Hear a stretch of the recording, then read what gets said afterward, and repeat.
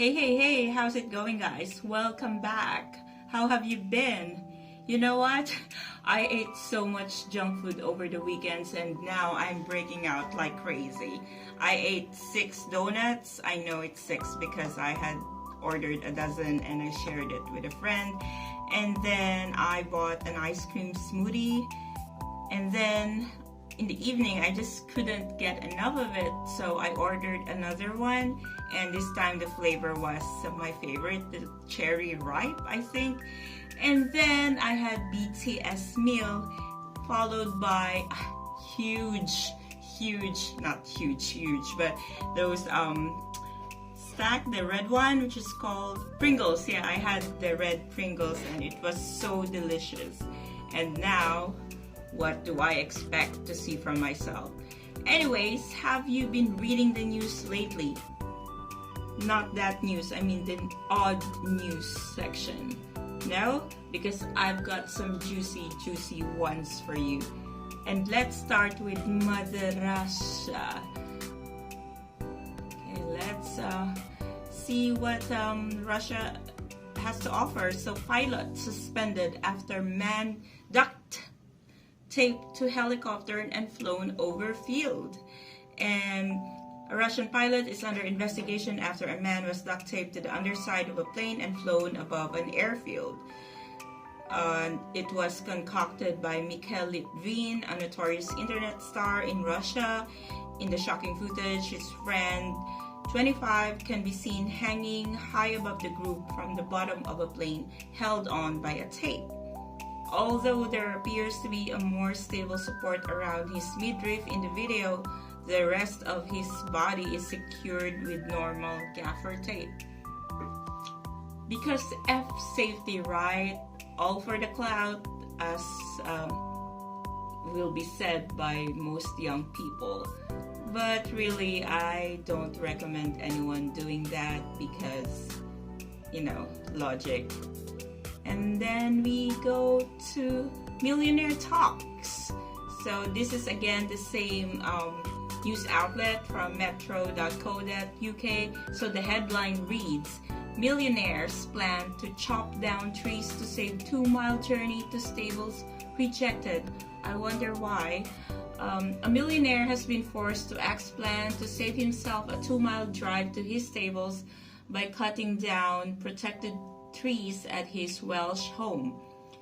Supermarket chain owner Chris Kiley wanted to chop down some of the woodland and make a road through the nature reserve around his house, but more than 150 rejection means Swansea Council rejected his plans, which would have seen a 98-meter track link his home with a small holding where Mr. Kiley, 67, keeps his horses.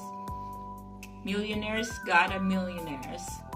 I haven't really met one, to be honest, because eccentric millionaires are kind of mythical being, and this guy is the legend himself. But yeah, millionaires get a millionaire. And now for the next one, flowers. So this one is a bit odd. Endangered corpse flower blooms in Warsaw, drawing crowds. The flower, which emits a dead body odor to attract pollinating insects and feed on bloomed Sunday, and thousands of people showed up to take a whiff. Okay, that's kind of a weird fetish down there and interest. Like, the endangered Sumatran titan arum, a giant foul-smelling blossom also known as the corpse flower, went into a rare short bloom at a botanical garden in Warsaw, drawing crowds who waited hours to see it.